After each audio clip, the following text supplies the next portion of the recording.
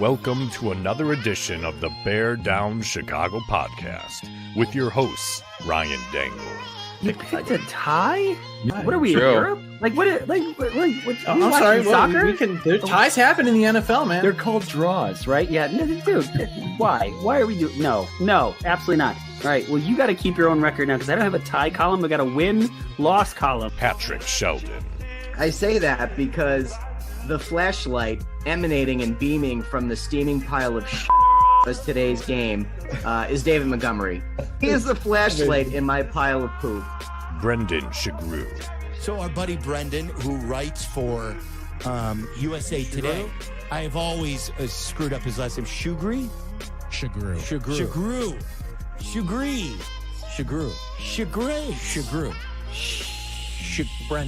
Brendan. And Jack Wright. Sorry, Captain Flo's over there. I'm not Captain Clue. So you're not excited, Jack? You're not excited about having Sarah Spain? Yeah, on our wow. show, which is Maybe no, really I I have am. talent. Is that what we found out?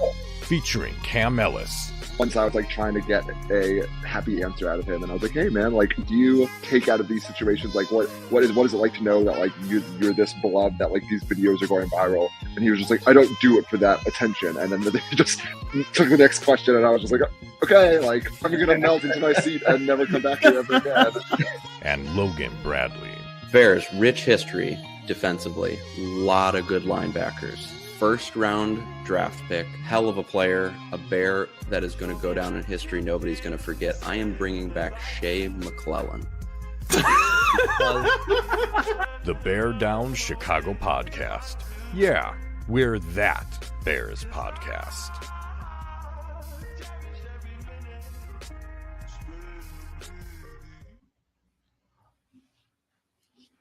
For all of our audio-only listeners, I'm smiling right now. I'm smiling. I can't help it. Welcome to another edition of the Bear Down Chicago podcast. Now, I am your host, Ryan Dangle. This season has been miserable. Just absolutely and utterly miserable. There's been almost nothing to smile about this entire season. And so when the Bears beat the Packers, Bears win at Lambeau, I am going to smile, and I'm going to smile really big, and I'm just so damn excited about it. We've got an awesome crew here tonight, and we've got a guest with us who's kind of not, I don't know if he's a guest anymore. He's an honorary member of the team. But first, he was there, folks. He was there, and I think that if maybe somehow, some way, we continue to send him to Lambeau Field, who knows? Who knows what happens? Yes, that's the assistant editor of Bears Wire. It's Brendan Shagrew. If you want to find Brendan on Twitter, it's at Brendan Shagrew, Sugrue. If you want to find me on Twitter, it's at Ryan Dangle, Dengel. Brendan, that experience, buddy. What was it like being at Lambeau when the Bears beat the Packers? Man, it was awesome. I had no expectations for the game whatsoever. I wasn't even planning on going. My one buddy messaged me that his wife couldn't go. They had tickets as part of a work thing. So literally the day before, he's like, "Do you want to go?" And I'm like, "Yeah, I do." Like I don't know when I'm going to see Lambeau Field again. I haven't been to a Bears Packers game up there. I've never been up to Lambeau Field, at least for a game before. So we left early in the morning, and I'm kind of like, is this really worth it? Like, is this going to be worth it? Are we just going to see the Bears get their ass kicked in yet again? But the drive was easy. We get there. Everybody is so freaking nice. So hospitable. It was insane. Like I was expecting a little bit of vitriol, none whatsoever. People were talking to us. They were like, "Hey, so like, who do you think the next coach is going to be?" Like, Caleb's done okay. And they were probably treating us like a wounded animal. Like, "Oh, come here, sick child. You're safe. This is where good football happens usually." And they were like super nice. And the stadium itself was phenomenal. Like, I hate to say it. I really hate to say it, everyone, but the Packers do it right. Like, the atmosphere was awesome. The stadium was just so unique and just nice. Like, it was a great place to watch a game. And I was just so impressed by all the amenities. it was funny. So we did have sweet tickets. So we got like the full experience, which was awesome. We got to go to the rooftop. We watched part of the game there. We watched the national anthem there, sung by none other than Craig T. Nelson, by the way, the most random thing ever. But I guess he's in a Packers movie, so that's why. And I'm in the elevator going up, and this one Packers fan just looks at me, and they're like, I went to Soldier Field for the first time this year. It's a dump. How do you watch games there? And I'm just like, yeah, it is kind of a dump. Like, I'm like, you're not wrong. Like, the experience between Soldier Field and Lambeau is, you can't compare it. It's sad. I hope that wherever the Bears play for their next like 20, 30, how many years, kind of captures that, because you could really feel like the difference between going to a Packers game and a Bears game. But man, seeing it at the end, how pissed people were. We found other Bears fans like just screaming, "Go, let's go Bears," and doing the Bear Down Chicago song. It was unbelievable. It was an experience I'll never forget. I could talk more about it, but I want to get to our other friends. So maybe later, but yeah, it was great. I love it. I love it. I love it. We got some awesome people that are also with us tonight, other than a semi-frozen Brendan. So let's bring into the show Cam Ellis.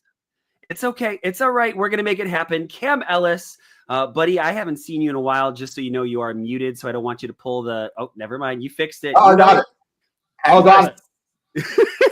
A seasoned pro, a seasoned veteran. Cam, as our token non-Bears fan who has covered the Chicago Bears for both NBC Sports Chicago as well as 670 The Score, why did the Bears win this one? Was it Matt LaFleur? Because I feel like he called a really bad game, and I tweeted at some point that why isn't he running on every single play?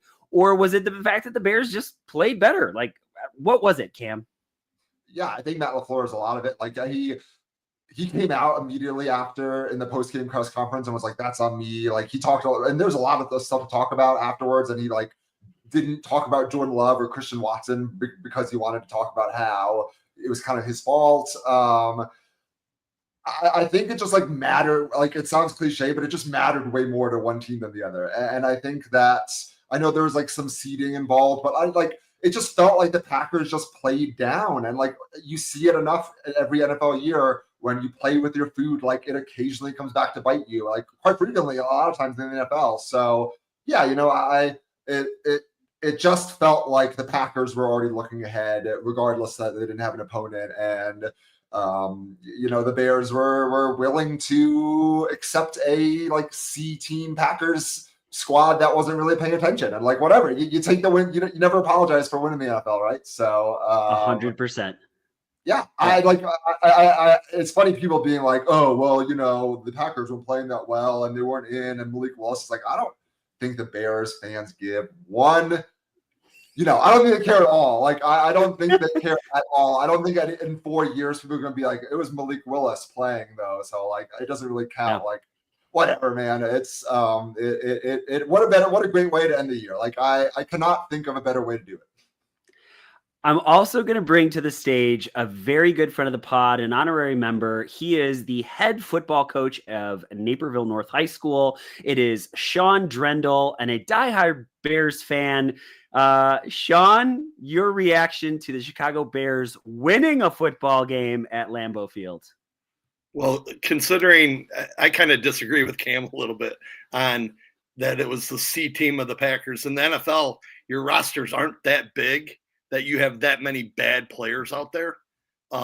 So yes, there were some obvious guys not in the game, but their O-line wasn't different. Their D-line wasn't different.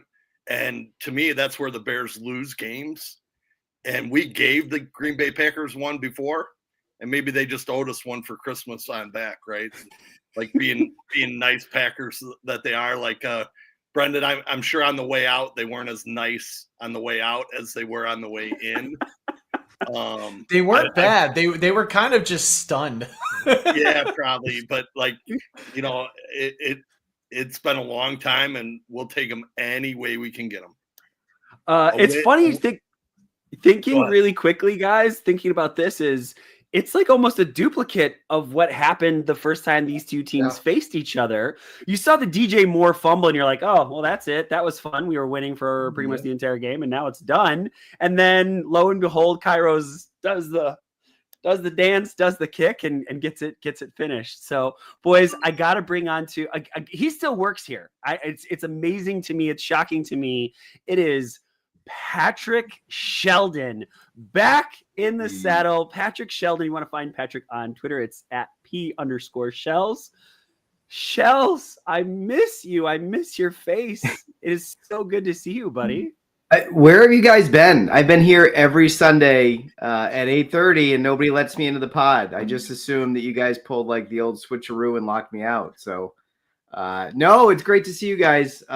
Happy Cody Parkey Day to all who celebrate, which is definitely the worst thing that's ever happened on January 6th. I was gonna say, is that today? I thought there was something else Today. going on.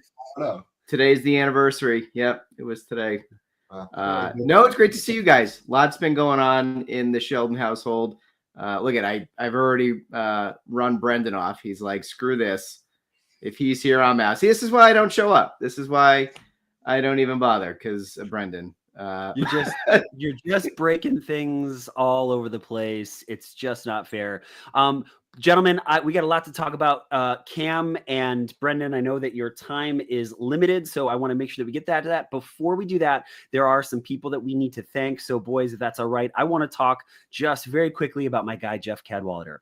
Are you thinking about opening up a new business? Are you thinking about, you're a real estate investor and it's, hey, I want to put something out there. You've got to talk to my guy, Jeff Cadwallader at SVN Landmark Commercial Real Estate in Geneva. He's got generations of experience. He specializes in office, retail, investment, and land properties. For all of your commercial real estate needs, trust Jeff Cadwallader. Why? Because he is our guy. Visit jeffcre.com or give him a call at 630-254-4734 today. Boys, do you need a haircut? You need to get it done. You need to get it trimmed up. Maybe get that beard a little trimmed up, whatever it is. It's cold outside, so you need to keep the beard, whatever it might be. There's two places and only two places that you're going to go. It's Hensel's Barbershop in Wheaton, Illinois. Hensel's in Naperville and Sheridan's in Wheaton, Illinois. Phenomenal shops. You go in there. You can book an appointment online. You can make a phone call. Either way, you're going to get a phenomenal haircut. Those guys are fantastic. I go to see my guy, Will. I'm telling you, I get stopped on the street. First, people yell at me for being a Bears fan, or they'll say something obscene about the way I'm driving or something else along those lines. And they'll say, damn, that's a great haircut. And every single time I say it's from my guy, Will. I'll make my appointments online because that's the way that I like to do it, because I don't want to call, but you can do that if that's something that you want to. Head to either henselsbarber.com if you want to head to their Naperville location, or sheridansbarbershop.com in their Wheaton location. Either way, if you talk to Jeff Cadwallader or you go to Hensel's or you go to Sheridan's, you got to let them know that the guys at the Bear Down Chicago podcast say hello. All right, so let's do this, boys, because we got a lot of head coaching things to talk about, and we have very limited time for some of you that are on this podcast. So I am going to ask that we keep it a little bit brief until we start losing some individuals that have to head off, and then we can get a little bit more detailed in our responses. So let's do this.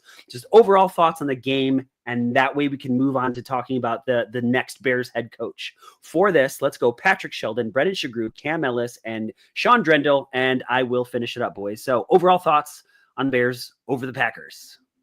Real quick. Great way to end the season on a high note to go into the offseason. But I said it on Twitter. I do want to give Thomas Brown his flowers. What a terrible situation he was thrust in. And I know a lot of folks probably had unreasonable expectations, thinking he was going to come in and be the next Sean McVay in like 4 weeks. But I think that was a little bit unreasonable. All things considered, the situation he was in, just a complete disaster. And for him to do something that no Bears coach has done in a long, long time, which is go into Green Bay and win a game. I'm happy for him. He seems like a great dude.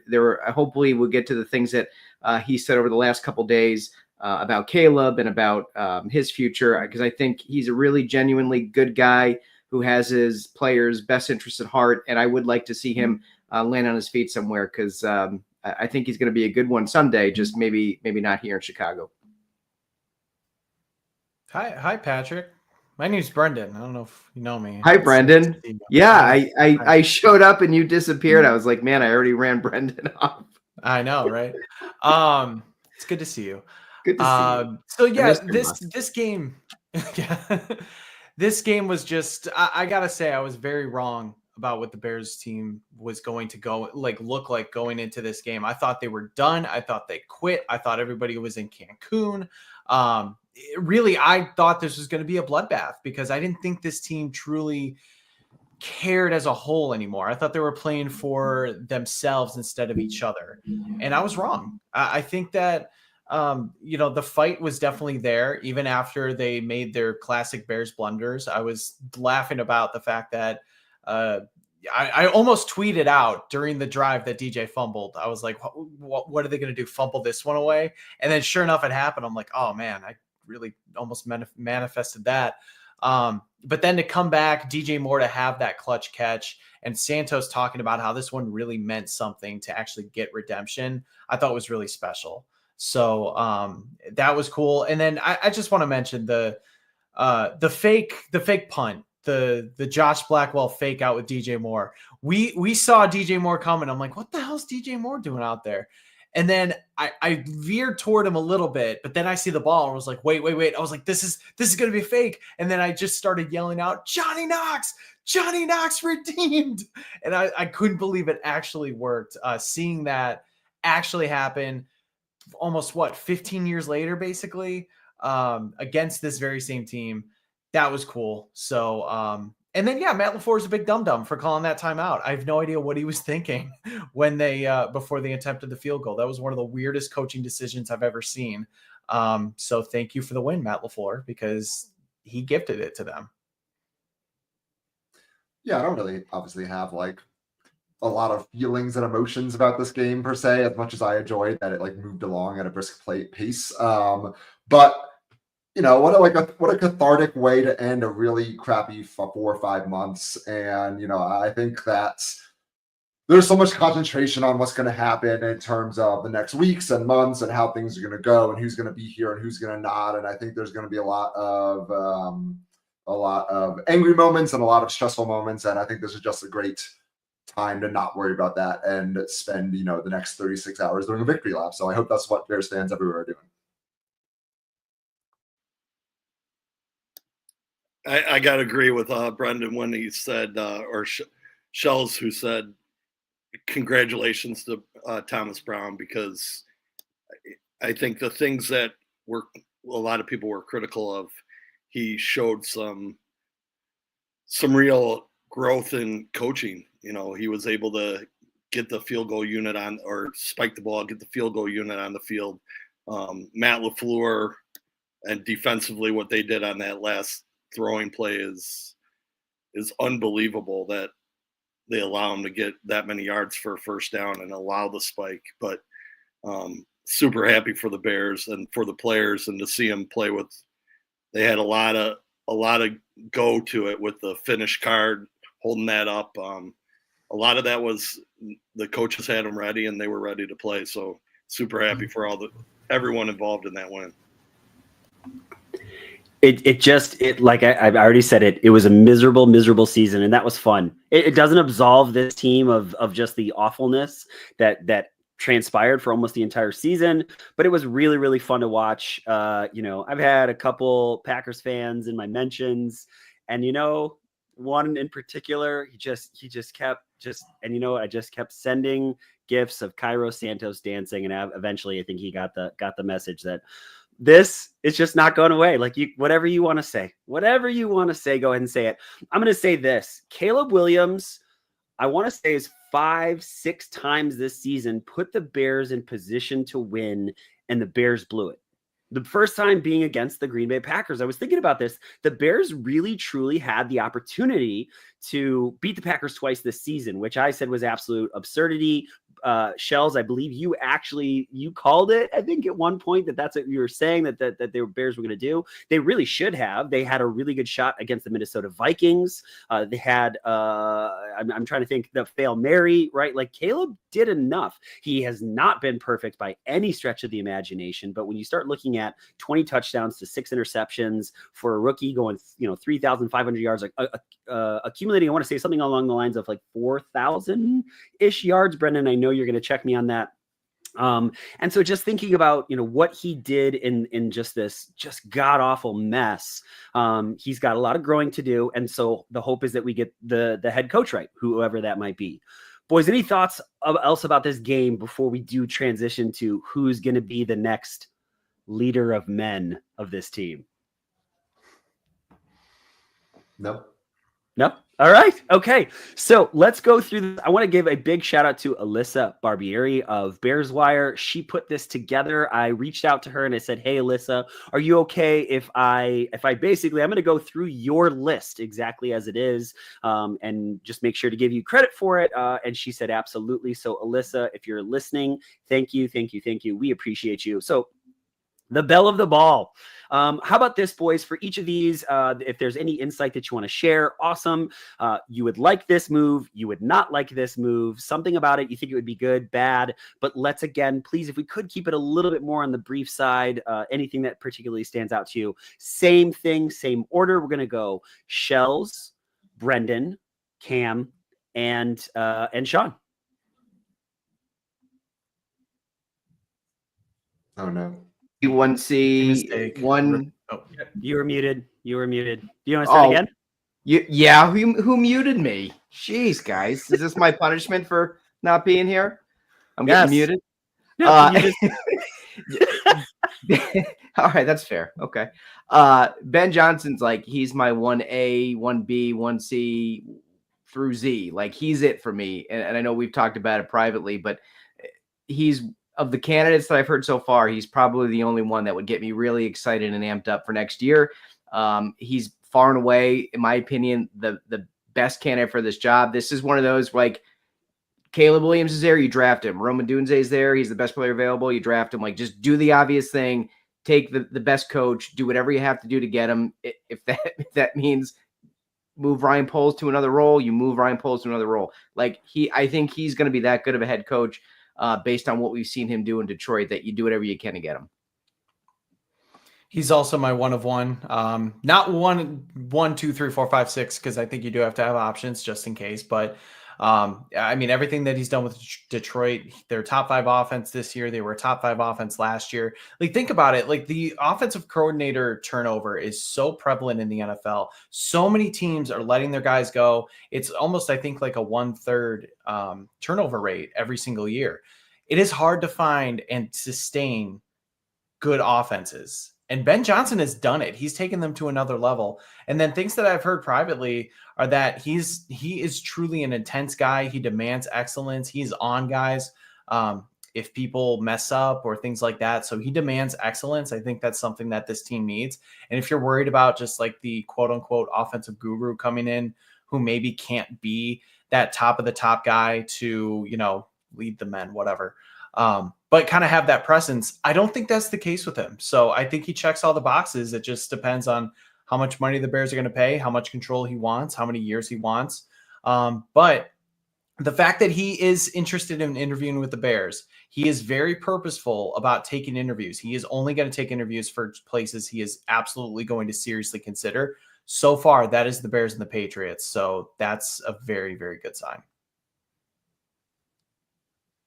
Yeah, I mean, like, I know the Bears pride themselves on being this sort of different type of shop. But I don't know why, because it's never done them any good. But they do. They look, no, we're not gonna follow the trends. We're gonna do things the way that we learned to do them in 1905. And there are too many great offensive coaches in the NFL that were first-time coaches when they got hired and have stayed in their spots and have been, elite scheming or elite coaching or elite winning or all three or whatever. And I just want the Bears to try what everyone else is trying once. Just like a little peer pressure would not hurt. Go do the thing that everyone is doing because it works. And, just let's not make this too complicated. Like if Ben Johnson wants the job, give the job to Ben Johnson. And if he sucks at it, like whatever, go hire someone else in 3 years. They're very used to doing that. So like just try. I don't know. I agree with Cam. I think that the money issue and Ben Johnson wanting control, I just don't see the Bears. They've just never have gone after, Cinderella. They never have the best looking girl. They're always trying to do something different. And even getting Mike Ditka was different for them back in the day. So I just don't see it happening, but I think Ben Johnson is clearly the best. He's done it for a while as a coordinator and been successful with different packages and different schemes. So I think he would be great. Just wow, some consensus amongst the Bear Down Chicago podcast. That doesn't happen a whole heck of a lot. There's just two things. One, Ryan Poles is abysmal at accumulating offensive line talent, and I think that Ben Johnson knows what a good offensive line looks like. I think that's something that is being undersold. Like this guy would be able to help evaluate that because Ryan Poles has been abysmal at it.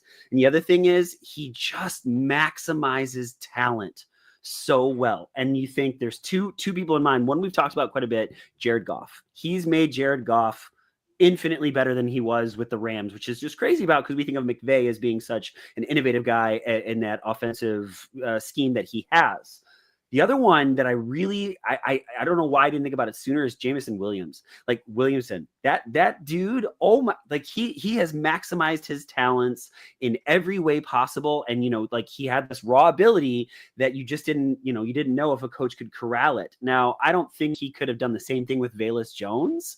But I would have been kind of curious just to see, is it possible that he might have done that? I don't really know. Anybody else? Any other thoughts on this one? The only thing I'll say, I'm terrified the Bears are gonna talk themselves out of this. They're interviewing a ton of people, and sometimes there's a tendency when the obvious choice is staring right in front of you or staring you in the face, and you just kind of overthink it, and then you talk yourself out of it. Eventually, you go, oh, you just get drunk off of interviewing candidates, and they're gonna be like, well, this Flores sounds cool. Yeah. So I'm terrified they're going to talk themselves out of doing the most obvious thing they should do. I agree with that statement. Like if I'm Ben Johnson, I'm like, what, why aren't I the only guy you're interviewing? all of a sudden I just keep looking. If you look on Twitter, you can probably find another guy they're going to request during our podcast. I'm guessing there's going to be another one. But just to play devil's advocate, no one could be surprised about that, right? No one, if I was Ben Johnson and I was I would not be surprised if the Bears were also talking. I think that's just kind of due diligence, right? I think you can have whatever plans you want to go have on a Friday night, but if it doesn't work out, you got to kind of figure out other plans. You got to have a backup plan, so to speak. So I don't know. I don't think it's an indictment on the Bears that they reached out to someone else besides Ben Johnson, because that's how every job interview in the country works across every sort of field.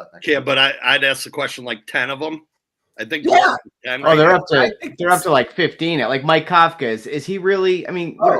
This doesn't bother me at all. What's the worst thing you can do from right now? Yeah, maybe someone blows your socks off, but I don't know. I don't think there's any harm in interviewing a bunch of people. I don't think more information ever hurts. That's the only thing that worries me, Cam, is someone that interviews incredibly well but doesn't actually have the resume on the field. That's Matt Nagy. That's Mark Trestman, right? Those are the guys that they interviewed really well. Maybe it was Eberflus too that interviewed really, really well. And the Bears fall in love with these guys. Yeah. So supposedly Ryan Poles, it was he knew in the first 4 to 5 minutes that Eberflus was the guy. Bro, you should have taken longer.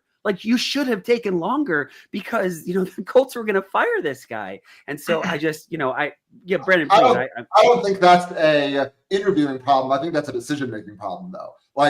They could have kept interviewing people. And I don't think that is an indictment of the process as much as I think it is an indictment of the decision maker. Totally. I get worried of like Jacksonville saying, hey, you guys want to interview 15 guys? We want to interview Ben Johnson. Here's the money, Ben. Do you want it or not? Like now with Trent Baalke staying there. That is a huge bomb that they messed up. Yeah. See, but I don't with the Khan family though, they've got stupid money. And so I don't know. I get the sense that if Ben Johnson comes in for that interview, is like, yo, I don't want that guy and I want this. I do wonder, would the Khan family say, okay. But I think they would have had to know that at this point. Like there were reports going back the last few days saying they are going to clean house, start new. And that's what had Bears fans freaking out that, oh my God, Ben Johnson or the top offensive or the top head coaching candidate like Mike Vrabel, one of those guys is going there because he can pick their guy. The fact that they kept Trent Baalke after these like a disaster season. And I know we're in the Bears silo. This was bad, but like Jacksonville messing this up, that is a decision. Like I've heard, but not if you're okay firing him, right? If you fire him now, then what do? Who leads the coaching search? So do you have to hire another GM to hire Johnson? And what if, right? Like maybe they have an idea all along that they're going to bring in Johnson and his guy, and they're like, oh, we changed our mind. We're going to fire Trent Baalke now. That's bad business. If you have to know one way or the other at this point. Like, I know like technically you can now only speak to guys, but like back channel conversations are happening. Like that's not how that's a very bad business practice if you're going to do that. And I'll just say like, I'm in agreement with Cam about interviewing a ton of guys. You want answers for like, hey, like, what do you think about this? Like even just getting their input about how they would handle things differently. What do you think about Caleb Williams? So if, 5 guys say, you know what, I'm not actually that high on him. I think he needs X, Y, and Z to get better. And then the other 10 guys are like, yeah, we really like him. This is what he does well. You're just getting more feedback in your building. Doesn't mean you have to commit to guys. And also you then get an idea of who could potentially join a staff at one point. And then finally, the Ryan Poles stuff about Matt Eberflus. Again, the process was backwards. They brought on Poles and said, here, pick from these 3 finalists. You can maybe go back to the well, but we've figured out these 3 finalists for you. Now, right or wrong, that's a whole other conversation about Ryan Poles, but at least he is picking from a wider candidate bucket than he did back in 2022. I would be okay with that process if the Bears were a competent organization, but they have never done anything with the information that they've gotten. Like the answers have been staring them in the face. I mean, whether it's former players or the media or, whoever has told them like what's wrong. If they don't know what's wrong by now after 3+ decades of incompetence, then they just need to sell the team, but they just don't do the right thing with the information that they get. So I don't have an issue with the process per se. I agree. Like get as much info as you can, but that presumes a competent organization, and the Bears are anything but. I also think just sort of to paint with broad strokes, like money talks. Like I know that there could be processes about, like, oh, the GM does this first, and oh, they're gonna like he doesn't want to go somewhere where the GM might be fired the next year or the GM's lame duck. But like, I don't know, man. You put some zeros on that check, and I think you kind of figure it out the other way. And I think at the end of the day, like the Bears are just gonna, like if they want Ben Johnson, they're just gonna go buy Ben Johnson. Do you really think they're going to back up the truck for someone? I think they're perfectly capable of doing it. Yeah, I mean, like I don't. No. I didn't ask if they're capable. I do. I don't think that. I don't actually think the Bears deserve their reputation of being a cheap organization because I think there's plenty of evidence to show that they spend lots of money. And so I don't. I think if they totally. If they're sold on their guy, like the joke being like Ryan Pace gets his guy, like the Bears get their guy, and whether that's a well scouted guy or not is a different debate. But the Bears get their guy, and I think if they want him, they're going to pay for him. There have been reports that Kevin Warren is willing to back up the Brinks truck. Like that's been reported out there for the last month or so. That's not his money. The only thing I'll say is I don't, a colleague today said to me in a meeting that was totally unrelated to the Bears because I was wearing my Bears Victory Monday stuff. I want to make sure I get this quote correctly. We need a red wedding for the McCaskey family.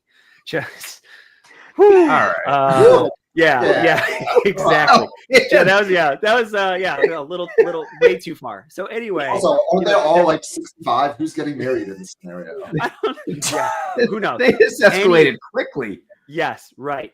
And I told him I would quote him on it. So I'm not saying your name because I wouldn't want to be quoted on that. Anyway, I think that the Bears, the McCaskies in particular, don't like being embarrassed. And this season was highly embarrassing. So many of these national games. So Cam, to your point, I think, Bears fans, we've seen time and time again where they hire the off-brand coach as opposed to the big name brand. You know what I'm saying? But I do think your point is incredibly well made, that if they were going to do it, this would be the time in which to do so. Boys, if it's okay, we got a whole bunch of other coaches to talk about, and I know some of you have got to go at some point in the very near future. And when you do, just sign off, and we're going to miss you. But there's a lot of other coaches. Cam, you got to take off? Yeah, I got to take off. Great seeing you guys. Bye, Good to see you, Cam. Yeah. See you. Now, the only thing I want to say about this guy that's coming up, and I want to hear all of your thoughts on this one as well, is so Aaron Glenn, the defensive coordinator for the Lions. It was a really interesting thing when I was on the Roar of the Lions podcast a couple weeks back. Both Ant and Matt were adamant that Aaron Glenn, they felt, would be a far superior head coach to Ben Johnson. And I think that's really interesting. Now, I'm really of the mindset that I want a steady hand for Caleb that's going to be with him throughout his career to kind of be there to support him. But I don't know, that just gave me a little bit of pause. So for this one, let's go same thing. Let's go Shells, Brendan, Sean, and I will finish it up. I don't know if you can trust those guys. I mean, that's exactly what I would say if I didn't want to lose my offensive coordinator and was fine with you guys taking my defensive coordinator. No, I don't. I'm done with defensive guys. I'm sorry. For all the reasons you just said, Ryan, I want to swing for the fences. I want to use a borrowed phrase from a few years ago, chase greatness. I don't want to chase good. I don't want to chase respectable. I want the opportunity to go get a Shanahan, to go get a McVay, to go get an O'Connell, to go get a LaFleur, to go get somebody who is going to install an offense for the Bears that mirrors what we're seeing in this century. I want somebody that you don't have to worry about finding a new OC and how are they going to mesh with Caleb Williams. He's already had 3 offensive coordinators in 1 year. We don't need to be going through this process every 2 or 3 years. And I know people are like, oh, that's a great problem to have. But no, do it right. Don't, if you had the chance to rebuild this thing correctly. I don't know why you would already put a restrictor plate on your offense by hiring a defensive guy who may have to find a whole new offensive coach in 2 or 3 years. It just doesn't make sense to me. I do try to give everyone the benefit of the doubt and look at both sides of the ball and even special teams if it's available. But yeah, I have to agree. Just don't put yourself in a situation when you have a young quarterback who needs development. Don't put yourself in a situation where you potentially could say goodbye to your offensive play caller or somebody that, is close to the quarterback and knows the position and knows what needs to be done. I think for another team, possibly like the Saints, Aaron Glenn makes a ton of sense. They need some respectability again. He has ties to that organization. He's done more with less with the Lions defense. I think we can all say that he's been a good defensive coordinator overall. I don't know how that team survived the losses that they've had, like Aiden Hutchinson and Brian Branch and Anzalone finally came back. But, the dude does have some swag too. I do love the shots of him sitting on the bench, just watching as his defense dominates opposing offenses. But if you're going to go with a defensive guy, I feel like you have to go with a proven commodity that has handled quarterbacks in the past. I think you just run into a situation where there's a lot more uncertainty there than there would be otherwise. I think Aaron Glenn is destined for New Orleans. So it feels like this is a moot point. I don't think he's going to be a finalist for the job. If you ask me, the dude can flat out coach. Watching last night's game and what he did, I know they're getting healthier, but what he did to Minnesota's offense in the red zone was absolutely amazing. He can coach, but The problem is, I agree with the other guys. If you go get him and someone and he brings in a good offensive coordinator, that guy's gone. So Caleb's going to be on another new guy. So I think the route is to go offense or get a veteran guy like Vrabel or someone like that is more of a head coach already, and he can bring in a good young offensive coordinator. That would be my thought. So I think Aaron Glenn's a great choice, but just not for the Bears. He'll be I think I agree with Brendan. He'll be the New Orleans head coach. Sean, I love that last point that you made is he's going to be a good head coach, but just not for the Bears. I think that's a good way to say it. This one to me was the head scratcher, and maybe it's the Bears fan that is scarred. Perhaps it just stinks of Tressman. I don't know. Anthony Weaver, the Dolphins defensive coordinator. This one just, for me, I don't know what else to say. It just felt like it just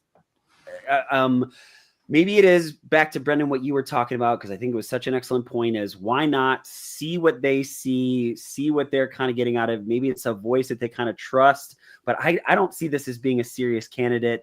Where you at on this one, boys? Yeah, I don't, again, like, I don't mean to dismiss these folks out of hand, but if I see a DC next to their name, I'm out. That's it. All right. That's it. That's fair. That's fair. To the point. We missed you, Shells. We missed you so much. Yes.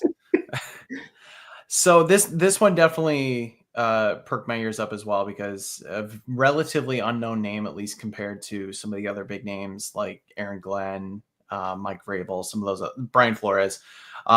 So I decided to reach out to somebody who covers the Dolphins. I don't want to use their name because I just in case, don't want to put them out there. But I just asked, like, what do you think of them as a head coaching candidate? And this person said, as a former player, Weaver commands great respect from his players. He's a great communicator. He grew and improved as a defensive play caller from his first time around. Miami's defensive metrics are as good as they've been in 20 plus years. Weaver is demanding but respectful. He should be a head coach. And then I asked him, like, well, do you have any insights on like who he could hire as a staff? And he's pretty much like, no, I don't. So that was kind of the other thing. Well, if this guy, he could potentially be really good. He's been in the Baltimore Ravens organization for a long time. So I think that shows, he's been around a stable, successful organization. He took a defense that was beefing with Vic Fangio last year and did turn them into a top 10 unit. So while they also did deal with injuries this year. So could be a good head coach, but I got to know what the offensive staff looks like, and I'm just not ready to commit to that. Again, I agree with Shells, like the DC part, and if everyone's saying we can back up the truck, like, I don't think we settle on Anthony Weaver, and he can coach, right? And came from Baltimore, did a great job with the Dolphins. Like they said, all reports say he demands respect and does a great job. I just don't see it fitting with the Bears.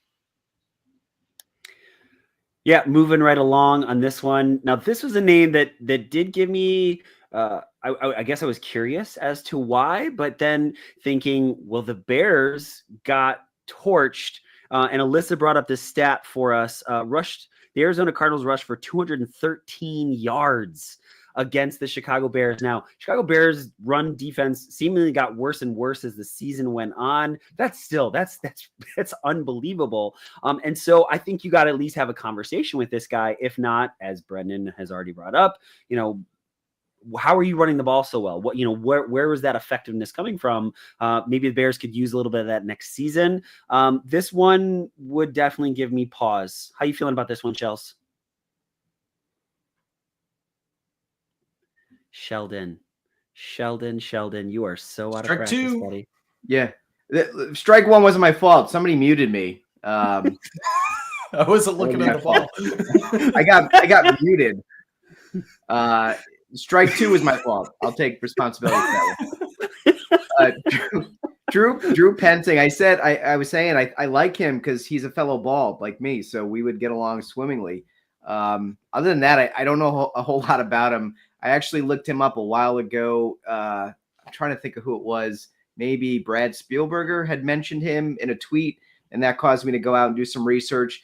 And looking at the Cardinals offense, they had a pretty decent offense this year. Kyler Murray seemed to be playing pretty well.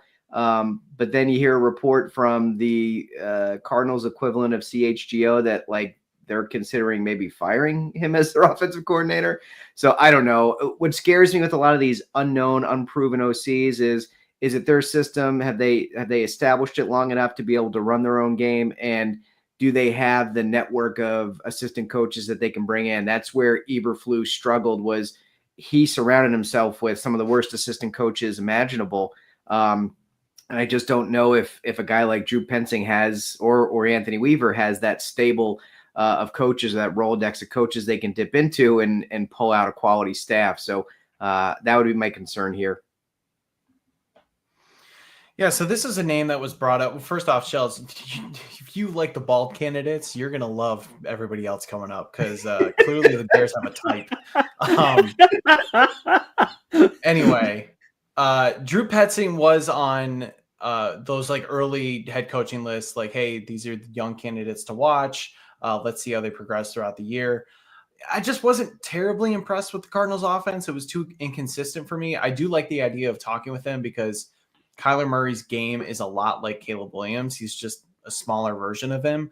So I think getting that insight into, hey, what do you like doing for Kyler? How would you work with Caleb? Give us some information on that insight. I just don't think he's done enough yet to kind of prove his worth.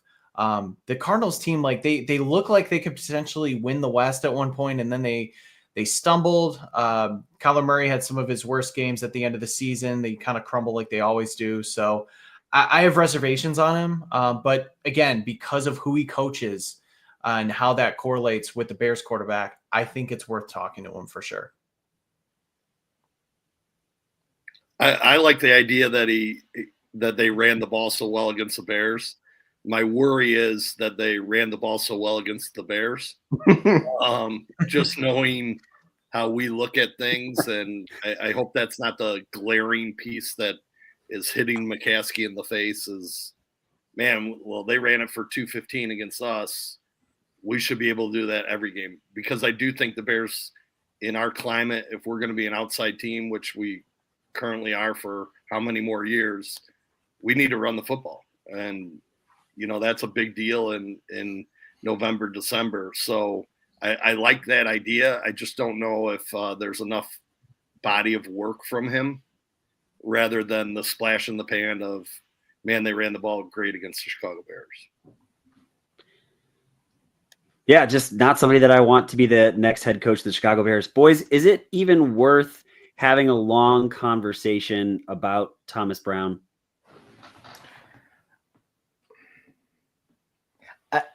I don't know. I would like to say a couple of words about Thomas Brown. I don't think he's a legit candidate for the Bears. Well, I shouldn't say legit. He's not a serious candidate for the Bears. I don't think they're thinking about hiring him. But I think he has a lot of value. And I think if anyone, you were talking about doing your due diligence and gathering information, like this is the guy. This is the person you want to extract that information from, because I think he's a no-nonsense straight shooter, and he will give you kind of the lay of the land of what that locker room is like and where your deficiency truly are. And I would hope that Ryan Poles already understands that, but if he doesn't, God help us, maybe Thomas Brown can underscore those for him. But I think Thomas Brown can be a very good coach. I don't know if he could be a great head coach, but I think he could be a very good coach in this league as a coordinator. I love the things that he said. I think it was yesterday about Caleb Williams, about, how quarterbacks can be babied and you have to kind of challenge them, and had some pretty stern conversations with Caleb Williams, kind of, telling him in a no-nonsense way, like where you have to be better, not just as a player on the field, but off the field. So I think that's the kind of, if it's not Thomas Brown, that's the kind of personality that they need to find. So if it's not Thomas Brown, that's fine. But I like that. Challenge your quarterback. Don't coddle him. Push him to be his best kind of attitude. And so I would be looking for a lot of the same qualities that Thomas Brown has in my next head coach, even if I'm not considering him as a serious candidate. I think there's a shot that he stays on the staff, whoever comes in, if he's not the guy. I think that, he did the exit interviews. Brian Flores went out of his way to text him and say, hey, great job. When you went up against me, I think he's trying to build that relationship. So Flores is an option. That could be somebody who stays on. I don't know. I think there's a shot that he finds his way to stay on the staff and kind of, you want to turn over things and find somebody who's going to hold people accountable. I think there is something to be said for having somebody who's seen that now at the role that Thomas Brown has, and keep him as a passing coordinator or pass game coordinator, or possibly make him your OC. He did say, he's like, the offense would be much different under me. Remember, he was running Shane Waldron's system to the best of his ability. That's not his own system. So I think maybe we haven't seen the last of Thomas Brown. We'll see. I got a quick question for Sean. Sean, have you ever been a part of a season where you had to run somebody else's playbook, like somebody else's scheme? What is that like? So like I said before, and this, I said he will not be the next Bears head coach. I said that immediately and the reason why was I knew he was in a position that he wasn't going to win. Like, it was very tough.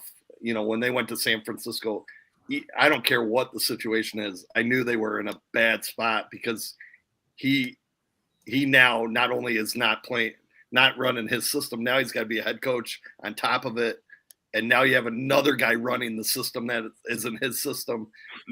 Like you're just layering problems, right? Because when you're a play caller on offense, what your go-to is or what's going to be the situation. I think that's one of the reasons, we didn't get the playoff against Detroit, was he didn't know the right wording to get in, because it's not his system, right? So he knew what he wanted to run, but he couldn't get it verbalized to Caleb fast enough. So I was super happy for him as a coach in this last game that he was able to find a way to make that happen, because it really showed a great light on him. And, I like I said before, that finish card that guy pulled out of his jock or wherever he pulled it from, I'm guessing every player had one of those cards in their locker before the game or whatever. Like, that's a coaching thing, like trying to get more out of his players, and he was able to do it. And I kind of agree that there's a chance he'll be back with the Bears, but if he's not, he'll for sure be coaching in the NFL and be in a good spot. And someday he probably will be a head coach. He does have a relationship with Caleb. How about Caleb calling his own boys. timeout yesterday too? That's to your point. Just want to say he called his own timeout. A lot more comfortable operating that system. Yep. Growth. A lot of growth. Coach and I saying the same thing. I love it. All right, let's talk about Mike Kafka. What? The Giants offensive coordinator. The Northwestern connection. He's a local kid, right? Because now, Sean, I know you have, St. Rita. There you go. So that's what? He might be like a wonderful, but I don't understand. Sean, maybe you can convince me. Maybe because we've already had this conversation. Sean and I had a text going back and forth, and I said I'm really excited about Thomas Brown. I think he's the guy.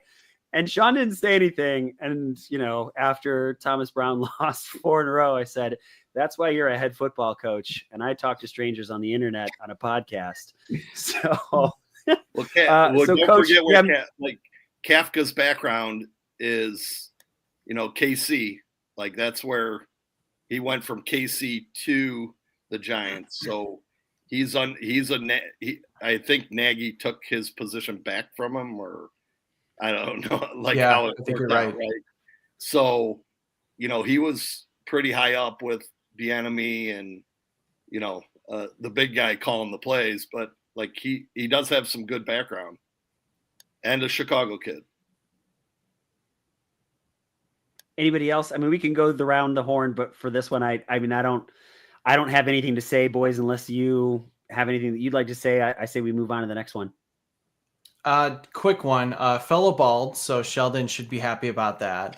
There's another type, but look, I'm not going to lie. Mike Kafka reminds me of, he's this, maybe not this cycles, but like maybe, he's like Matt Nagy in 2016, 2017. He's been with similar systems. He kind of, once he got done with KC, I think he was with the Bills, and then he followed Daboll to the Giants as their OC, but he doesn't call plays. So I just don't think he's there yet. I think somebody, like, if you gave Matt Nagy a couple more years before he got the Bears job, I think he probably would have been a very successful head coach. I like that he's been in different systems, but again, he just reminds me of that guy where he hasn't done it yet at the highest level. He hasn't called those plays yet. He hasn't had sustained success at least in that offensive coordinator role, because the Giants were an absolute mess. I think he's a couple years away. Anybody else? Any other thoughts? This might be the most polarizing of the head coaching candidates. Brian Flores, defensive coordinator from the Vikings. I know we can talk a lot about what Tua had to say about him. Did Brian Flores learn from that experience? A lot of people love playing for this guy. I know we've kind of talked about defensive coordinators. So do we want to go around the horn, boys, or do you want to just throw in thoughts if you've got them? What do we want to do here?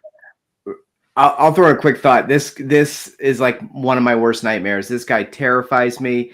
He's got the relationship with Poles. I don't know if Poles has the chutzpah to hire a guy who will challenge him. I think Brian Flores is a safe pick for Ryan Poles. It's a leader of men type. It's a friend of the program.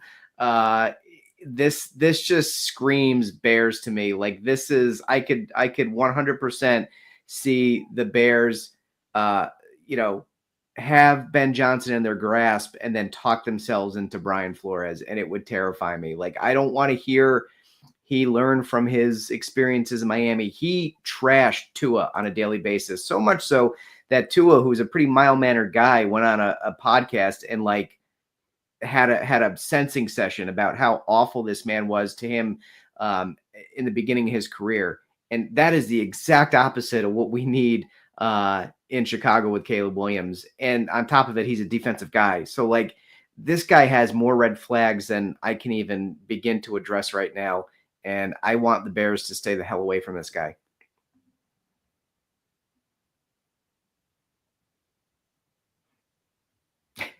Brendan is stunned. He is stunned. I just wanted to make sure that it's not just my internet. Okay. I'll go as Brendan comes out of his comatose state. From what I've heard about Brian Flores is he's changed his ways a lot. That there's a lot of people that on the Vikings right now who respect him a ton and everything he's done. But again, what offensive coordinator is he going to go get? That's my worry all the time is if you bring in a defensive guy, who's he going to get? And if the guy's any good, you got 1 year with him, because Caleb will light it up. Remember, if the Bears were 11-6 right now, Caleb's the rookie of the year, right? Like, I mean, people seem to miss that. If they beat Washington, he might be the rookie of the year. That, like, his stats, something like 16 touchdowns in the red zone and 0 interceptions. Like, there's a lot of great stuff with Caleb. And I think if you get the right offensive guy, but when you go get a defensive coordinator, you run the risk of him just getting a guy who wants to run the football and sit on it. And, I think Caleb's not that type of guy. Like, let's use what we got. If we use the pick at 1, let's go use it. Brendan? It's hard to take him seriously as a candidate, not only for being a defensive guy, but just everything that's happened. I would want, kind of like what we talked about, Ben Johnson wanting the Bears to go to reconciliation to talk about what their failures were. I would want the Bears to sit Brian Flores down to say, what happened with Tua? why did this become an issue? What, like, how would you have handled things differently? Like, how have you learned from that situation? Because I do think, like, he is a good coach. He had some success with Miami, 2 seasons above 500, narrowly missed the playoffs in 2020. So I think he does have something to offer. I think he has made enough connections where he could bring somebody like possibly Thomas Brown back, Wes Phillips, the son of Wade Phillips, who's the offensive coordinator with the Vikings now.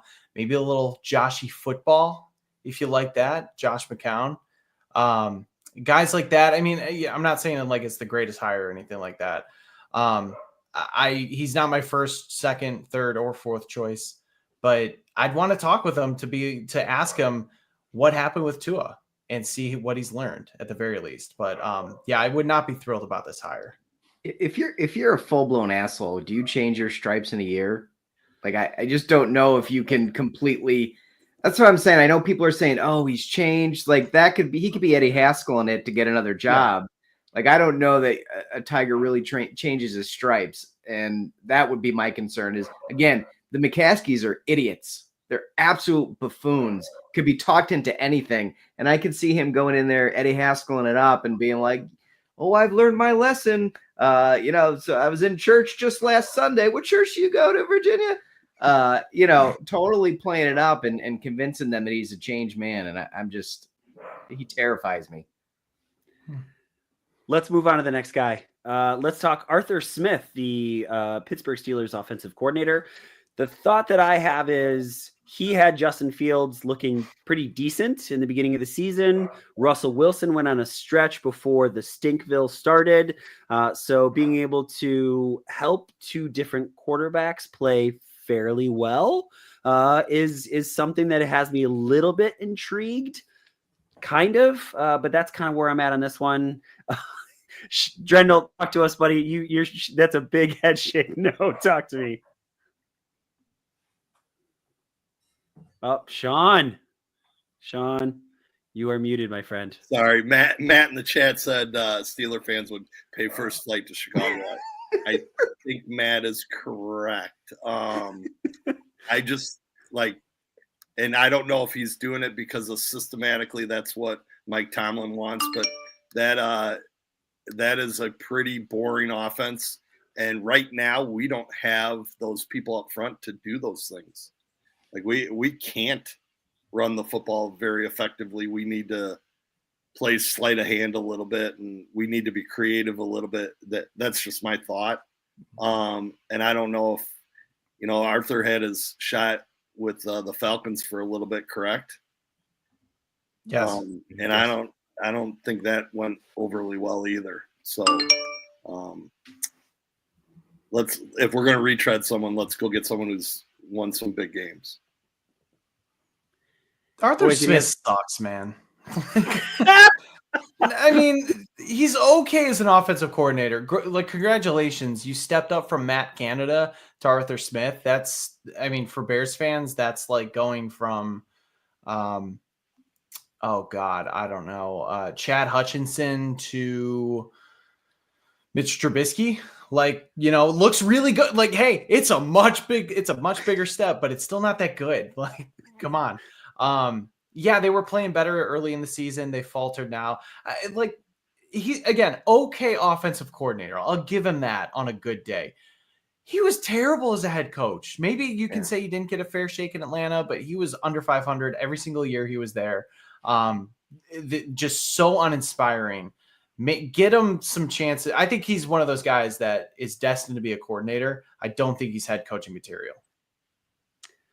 All right, boys. I'm going to save this one and go in a slightly different order just because I want to save that one for last. Todd Monken, Ravens OC. I have one fear and one fear only. He doesn't bring Lamar Jackson with him. And if you don't have Lamar, he might be a very good offensive coordinator, but just he looks special because he has Lamar Jackson as his quarterback. That's how I kind of feel about it. Boys, any particular thoughts on Todd Monken? Top 5 offense for the last 2 years. Well, I think top 10 this year. But look, he elevated Lamar Jackson's play. He's been successful at other stops. He was the Georgia's offensive coordinator when they won their 2 national championships. made Stetson Bennett look like a real college quarterback, where he got drafted much higher than he should have been. So he's been successful, but like you listen to him talk and you kind of listen to him in interviews, he just doesn't have the charisma that I think is needed for a head coaching job. I think he's one of those types, and I don't mean to be mean, but like a more soft-spoken guy who's more destined to be a coordinator. I think he is at his best when he's an offensive coordinator. I know. I mean, like, but this guy was so much better than Matt Eberflus. Like, no, I mean, like a soft-spoken guy who's just he's not really a head coach type. Oh yeah, fair. That's fair. But he sounds even more soft-spoken than Matt Eberflus. So I don't know. I could be misjudging him, but that's just sort of the read I get on him. I mean, if he were to get the job, at the very least, the Bears would have a really, really fun offense. I think he has a legit chance to get the job. Ooh, Sean, talk to us. Well, I mean, he's a Wheaton native, right? He went to Wheaton North. His track record of coaching, even when he was a head coach at Southern Miss, they were one of the worst football programs in all of football. They went from 1-11 to 3-9 to 9-5 in 3 years at a very tough place to play or win unless he had Brett Favre, and he didn't have him. So like he's done it at Georgia. He was very successful at the Ravens. He's been very successful. You could say Georgia hasn't been as good since he's left, offensively for sure. So I think he's super creative. I don't know. I think there's a chance he's one of the ones that people don't quite see or know, but has a shot. One of us has their phone on right now, so you could check to make sure that we're not receiving all of your text messages. We sure would appreciate that. I could be convinced, I guess, sort of. I don't know enough about him. So David Shaw, former Stanford head coach, Broncos personnel executive. Thank you. Next. He's one I'd like to pick his brain too. Like he's a guy like 8 years ago, I would have been all about this. I don't know where he's been at. He's a Broncos personnel executive. I don't know what that means. Like, I don't know what he's doing for the Broncos right now, but he's definitely a great quarterback mind. Had a lot of success at Stanford. So he's definitely somebody that I would love to pick his brain if I were the Bears, but I don't know that he's a serious candidate. Yeah, it's weird that his name's coming up now. Like definitely somebody in like 2018, 2019 probably makes a little bit more sense. Coached Andrew Luck. He wasn't the head coach, but he took over for Jim Harbaugh. Still sustained success there, which I think is difficult to do at Stanford. Coached some decent quarterbacks as well. It's just very interesting. I don't know. I wonder now that he's been working in the pros, how that could translate to a potential head coaching job. Interesting choice. Like I don't see him being. I think they're trying to pick his brain and get more information on maybe how Peyton does it and how the Broncos do it. But I don't think he's a candidate for real. Before I say the last head coach candidate's name, I have a question specifically for Brendan. Brendan, Liam Cohen and Mike Vrabel seem to have been left off the list. Do you anticipate that those names will be brought in tomorrow, or the Bears are saying no thank you to these individuals? So with Mike Vrabel, there was a report this weekend that he is going to interview for the Bears job this week. So that's happening. The reason we're not hearing about him right now is because all of these other guys are with other teams currently. So you have to put in a request to interview them. That's all public knowledge. People who like from Mike Vrabel, whose contract expired with the Browns, he's free to interview whenever. And it's up to the team to kind of post that and announce that. So unless something's changed from the last couple of days, he will interview this week. As far as Liam Cohen goes, that's interesting because I don't think he's really been on anybody's radar yet. That could be something that's been more fan driven or media driven. We'll see if he ends up getting interviews, but I'm a little surprised that he's not on the radar yet. What he's done with Baker Mayfield this season is just incredible. Just incredible. All right. I think I said Brian Flores was the most polarizing, but this one might be the most polarizing on this podcast. I'm almost a little bit nervous about Patrick Sheldon and Brendan Shagru starting a fist fight across the internet. That would be the head coach of the Dallas Cowboys, Mike McCarthy. Because I have no idea what Sean thinks about this one, so I'm very excited to hear about Sean, because I know how Patrick Sheldon feels about this one, and I know Brendan is a incredibly smart dude, and he knows a lot about football. So I wanna hear you all on this one. I don't think you know how I feel about this, because I think I changed my tune. I was out on Mike McCarthy, and then I saw this picture on the internet somebody posted, and I am all in on I got to give credit to whoever this was, Brock at Golfing Brock, Mike Dick Carthy. I saw that picture. I don't know. That won me over. Him in a mustache and a sweater vest just works. No, I'm kidding. Obviously, I am still 100 bajillion% out on Mike McCarthy.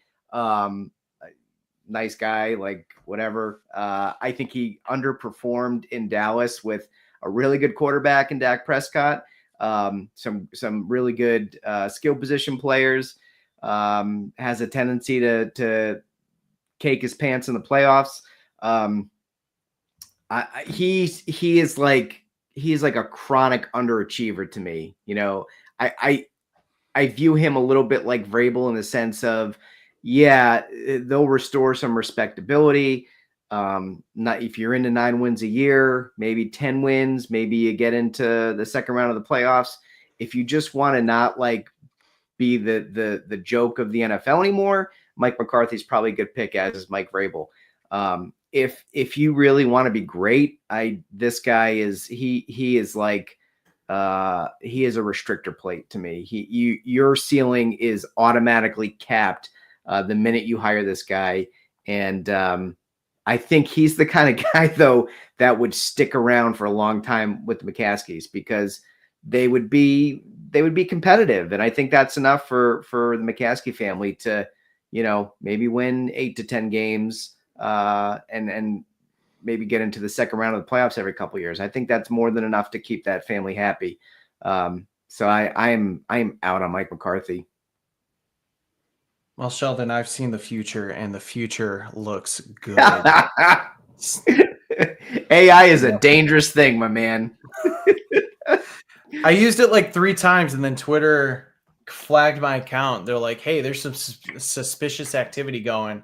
We're gonna like temporarily limit it." And I'm like, you know what?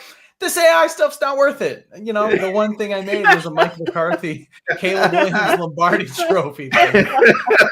So, at least I got that. Like it's perfectly Twitter to introduce this revolutionary tool and then say, "Whoa, man, you put a Mike McCarthy picture up? There's some suspicious shit going on with your account." Even Twitter knows.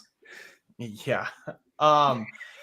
Look, it's not the worst idea. That's all. That's pretty much the notion I've been on. He's not my first choice. He's not my second choice. He's not my third choice. But if he were the choice, I could talk myself into it because of the fact that he has had success everywhere he's gone. Like, yes, he has, you know, probably underperformed with the Cowboys. He's only won 1 playoff game, but at the same time, he's gotten them to 12 wins 3 straight years. He only has, I believe it's 5 or 6 losing seasons in his entire 18-year career. And half of those have come when his quarterback's gotten hurt. So he does win. He puts out winners. He's somebody who has developed, or at least worked with successful quarterbacks and helped see them through their development. I mean, he was there at the start of the Aaron Rodgers era. He was the coach for Favre's last year when they very, very nearly went to the Super Bowl. Then he gets Aaron Rodgers, and then 2 years later, they're back in the playoffs. 3 years later, they're winning the Super Bowl, and they become a perennial playoff team. He is a floor raiser. There is a ceiling to him, like Sheldon said. I totally acknowledge that. That's why he's not my first or second choice. But if you were to tell me that, hey, at least the Bears are going to be a playoff contender, we do have to see how we win in the playoffs.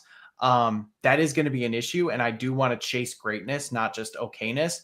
But I'd be okay with that at the very least for right now. And maybe that says more about where we are as just following this team, that we're kind of okay with a ceiling like that. At least for me, because I'm just sick of seeing these 3-10, 3-13 and 3-14 seasons. So yeah, he's going to raise the floor. I do question just how good he's going to be, but you could do worse. And the biggest thing I'll say, because I see a lot of people caping for Mike Tomlin and Harrison Graham, who does some Bears work, put out a Twitter poll that said 75% of Bears fans would love the Bears to hire Mike Tomlin as their head coach for next year. Guys, him and Mike McCarthy are the same coach. Like, very similar records, very similar playoff success, very similar issues managing games, and similar collapses. So I just don't understand the people who would love Mike Tomlin and would hate Mike McCarthy, because they are essentially the same kind of dude. One's just fatter and funny to look at. I kind of, Brendan, he kind of talked me into it. I was a hard no and a hard pass. And then the more I think about it, like at the 4th or 5th pick, he's a good evaluator of talent.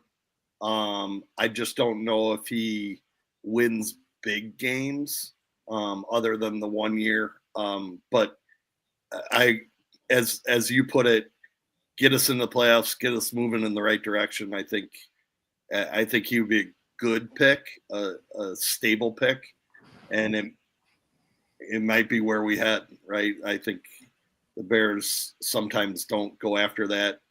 Again, the great looking girl in the corner, they're gonna kind of shy away from it and just pick okay, right? So that's where I see it, and that's probably a terrible reference, but I think you're spot on, Sean. I think it wouldn't ruffle the McCaskies' feathers. They like it because it's a name that they've seen. Yeah, this screams Bears to me. And man, I understand, Brendan, what you're saying.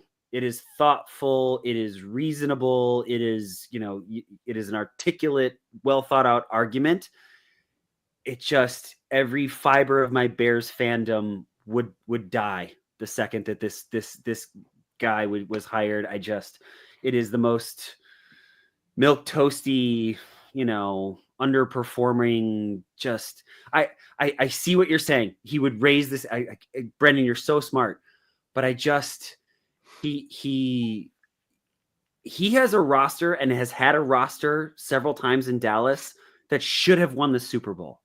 And instead, they come in their first round exits in the playoffs, getting embarrassed. Because I don't know if it's overconfidence or if it's what, I don't know. But this would really hurt my heart if the Bears hired him. But Ryan, now that I think about it even more, he is someone that would challenge polls and really push for his picks or who he wants.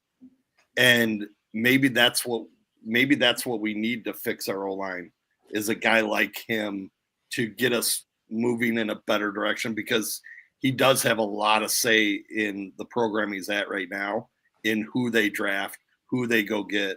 And as you said, their roster's pretty darn good. Like they're like Ohio State, like they got a great roster. Now, can they get it over the finish line?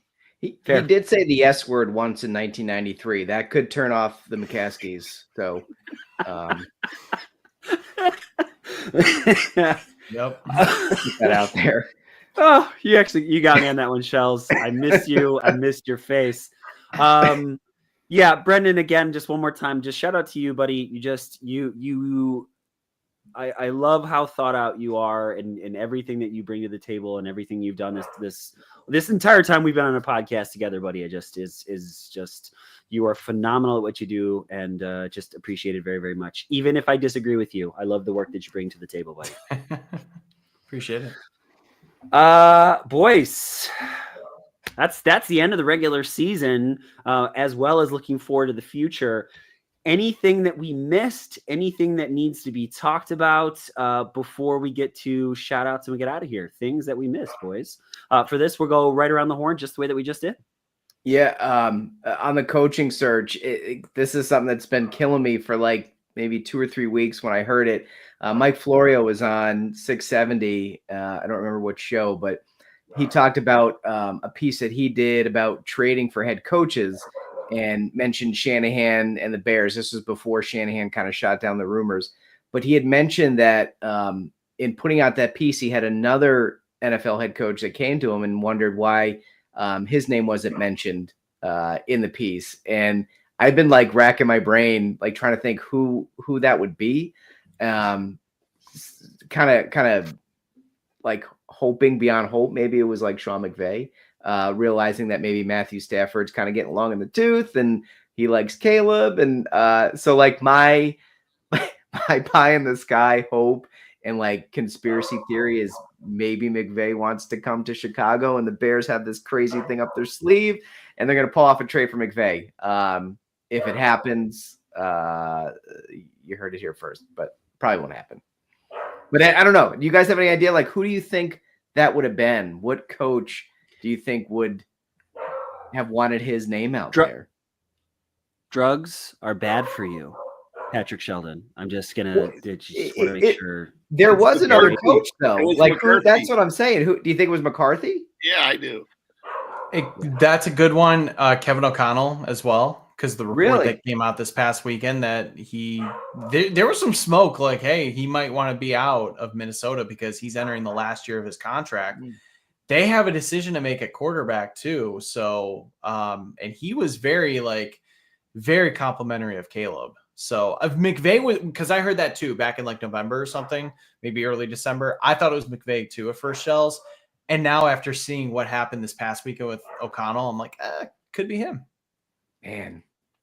That would be either of those guys would be a dream scenario if they could trade for either of those guys. KOC, I'll just say this. I would be shocked if he isn't with the Vikings long term. And if somehow, some way he did end up with Chicago, I think I've said it several times on this podcast. He is the quarterback whisperer. To make Sam Darnold a legitimate MVP candidate for a little while is it's unreal. Unreal. Brendan, things we missed? So the big thing I think that came out today in regards to the players were the locker room interviews for the locker cleanout day. And Tevin Jenkins basically, I think he's done. I think he's done here. He essentially said it's a toss-up whether he wants to be back next year.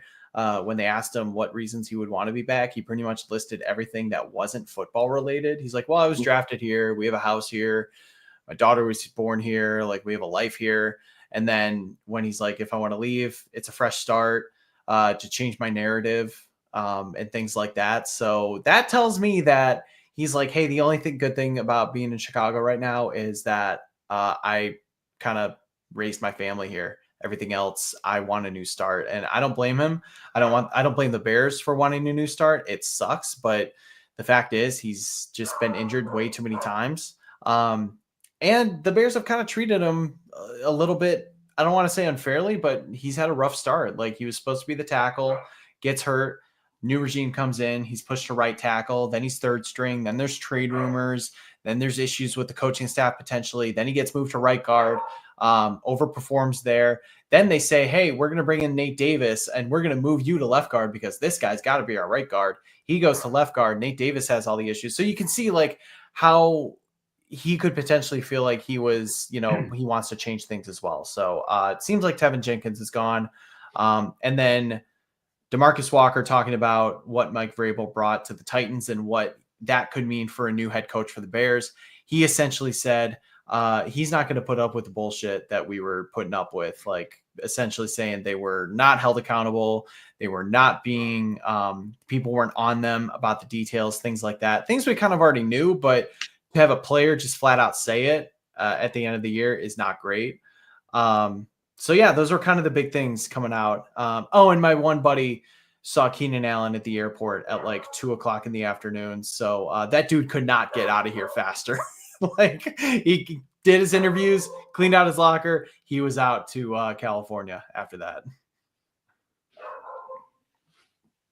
My only statement is that if we just got to fix our O-line. We got to find a way, like whether that's coaching, whether it's better players or better evaluation talent.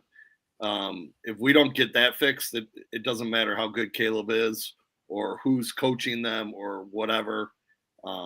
We need a better situation. We can't miss with a free agent. We need good offensive line, and we can't have 20 some combinations that we played with this year. Like you just can't win doing that. And I don't care who you have coaching, who's on defense, whatever. If your O-line's not any good, it's going to be a rough road. Trenches. They've got to build the trenches, both offense and defensive line. Sean, an excellent point. Boys, it's time to get to shout-outs. Shout-outs for the season, shout-outs for the pod. I have quite a few more shout-outs than usual. Sean, I just, I know, yes, you are a high school football coach, but you also work for a mortgage company. And so if there's somebody that's watching the pod right now that wants to potentially work with you, tell us how they can get in contact with you and you can help them through that process.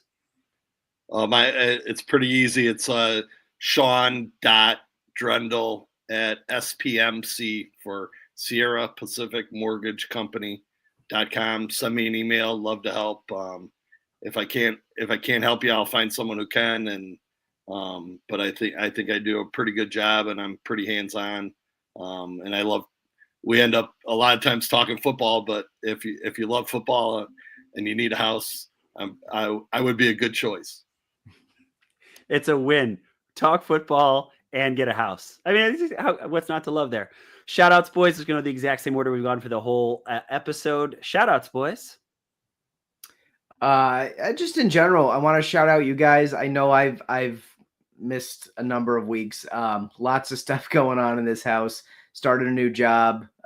Kids in full swing with sports. So just a lot of things happening over here. And so I've missed you guys terribly, even though I haven't been able to make a lot of these episodes. It was great to be back and realize how much I love talking to you dudes. So shout out to you guys and to all the knuckleheads that follow me on Twitter. I like my interactions on Twitter with, I'd say 98% of the people that I interact with, say for a couple jokers. But thanks to everybody, all of our listeners and people who come here and spend any amount of their time. I know more than anybody how valuable time is. And, for you guys to carve out any amount on a Sunday or a Monday or any day of your week to come hang out with us and talk football is most appreciated. Believe us, it is not lost on us. So thank you for doing that. And hopefully we'll see you next year with some better results. It is good to have you back, Shells. It's fun to yell at you and make jokes with you, and also watch what I say. I mean, I almost made some jokes earlier, and I'm surprised you didn't. So I don't know. Dangle did one where he made a little gesture. I said I've been gone too long. I didn't want to. I had the finish card ready to go when that came up, and I'm like, just pull it back. Pulling it out of the jockstrap. Yeah, we haven't. Yeah, Sean hasn't been with us long enough to know that you can't set up Patrick Sheldon, and so yeah, we can't be mean to him on that. So sorry, Brennan. Shout outs. Any others? That's all good. Shout out to my boy Brad for taking me to the Bears-Packers game yesterday. Such a great experience that I talked about at the beginning of the show. I mean, yeah, I don't know what more I could say about it. And shout out to Packers fans too. Again, they were very, very nice. They were very hospitable.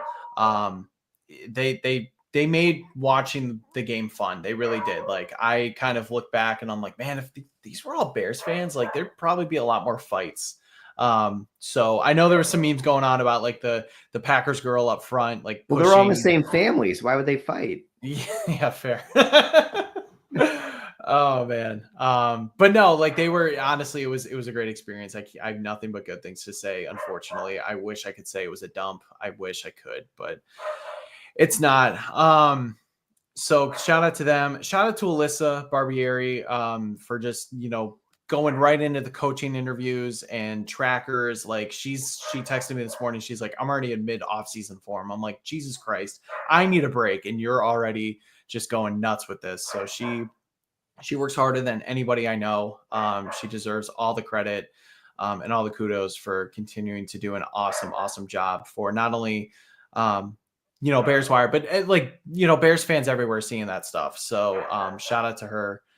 And I'll say shout out to Ryan. Ryan's really, picked up a ton of, corralling like the cattle or sheep or whatever, herding sheep, I guess that's the term.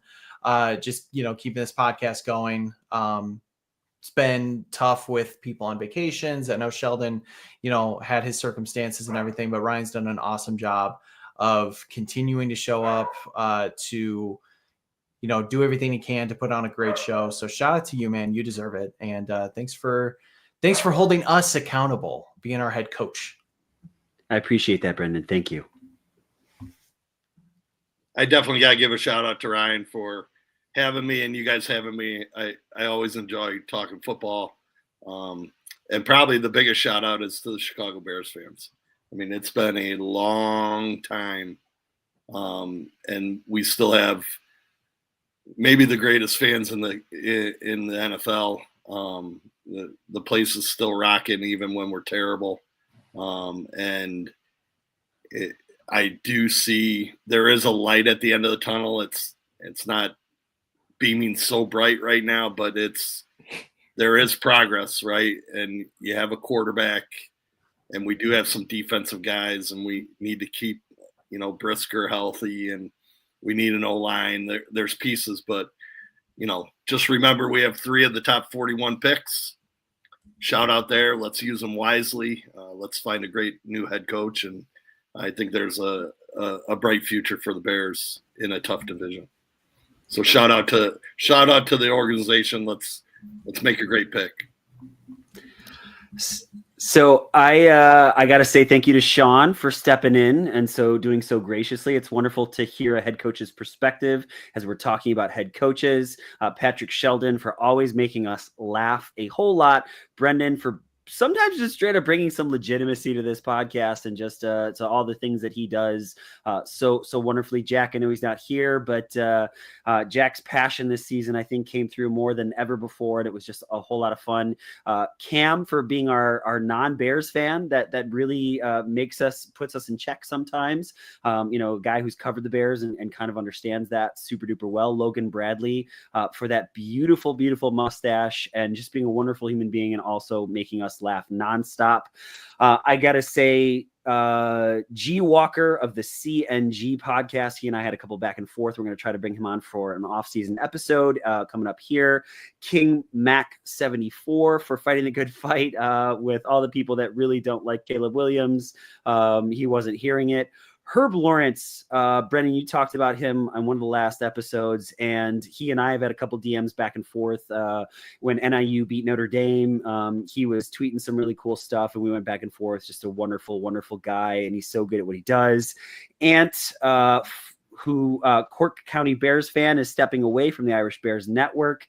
And so it's a big loss for them, but just a shout out to you, Ant. Best of luck in all of your future endeavors. My buddy from high school, Bob Lee, who I think may have been a part of your program at some point, Sean Drendel. And so Bob Lee is just a wonderful, wonderful, wonderful guy. And I know he listens to this podcast. I want to say thank you. Tom Loper, Loper, Tom, really good interactions. He's been phenomenal. So that's a lot of shout outs, but one more that couldn't be more important. All of you that listened to this podcast, that liked it, that retweeted it, that posted it, shared it with a friend, any of you any of you that listen to the Bear Down Chicago podcast, truly, it's some friends that get to talk football. Coach is absolutely right. It's fun to talk football, and we got to talk some football with some really, really cool people. The people in the comments section, we've got Visijo, we've got Matt, Jorge Gagiola, and all of you that were commenting with us all this regular season. And so thank you. We know you can get your Bears content anywhere you've chosen to hang out with the Bear Down Chicago podcast. It doesn't get lost on any of us. You can hit like, you can hit subscribe, you can interact with this video. It means a whole lot to all of us. Whew, that's a lot of talking, boys. Anything that I missed before we finally we get out of here and we finish this one up? I forgot one shout out. Yeah, go ahead, Brendan. I forgot one shout out. This is for my boy Jack, because Notre Dame won another playoff game. That's right. At least some of us root for a football team that can win in the postseason somehow now. So shout out Notre Dame. Shout out Jack. I can't believe I missed that. Don't be shocked if Marcus Freeman's not on that list also. Man, yeah, I don't know. All right, okay. For all of us here at the Bear Down Chicago podcast, and tonight that includes Sean Drendel, so that's Patrick Sheldon, Brendan Shagrew, Logan Bradley, Jack Wright, Cam Ellis. I'm Ryan Dangle, folks. Thank you so very much. And as always, Bear Down Chicago.